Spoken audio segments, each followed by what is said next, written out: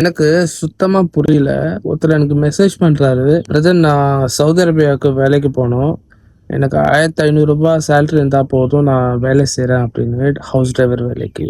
உங்களுக்கு அது ரியாலிட்டி புரியல. அங்க நீங்க ரூ. 1500 அந்த காசு இங்கே அசால்ட்டா சம்பாதிக்கலாமே.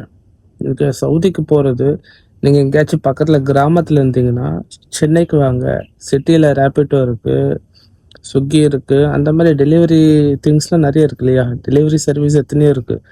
ஏதோ ஜாப்டோன்னு ஏதோ ஒன்று சொல்றாங்க. இதுல நல்லா பணம் வருதுன்றாங்க. அந்த மாதிரி ட்ரை பண்ணலாம் இல்லையா? அதை விட்டுட்டு நீங்க அந்த காசுக்கு சவுதிக்கு வந்து அங்க உங்க அதே காசுல தான் நீங்களும் சாப்பிடணும். நீங்க சமைச்சு சாப்பிடணும். அங்க ரெஸ்ட் கிடையாது. தயவு செஞ்சு சவுதிக்கு வரதா இருந்துச்சுன்னா, உங்களுக்கு நல்ல சேலரியா இருந்த பட்சத்துல மட்டும் வாங்க. நான் குட்டி சேலரி போயிட்டு சமாளிச்சுப்பேன் அப்படின்னு நினைச்சு வந்தீங்கன்னா, அது உண்மையிலே இருக்கிறதுல ஒரு ஒஸ்ட் பிளான். தயவு செஞ்சு அப்படி பண்ணாதீங்க. நல்ல சேலரியில் வாங்க.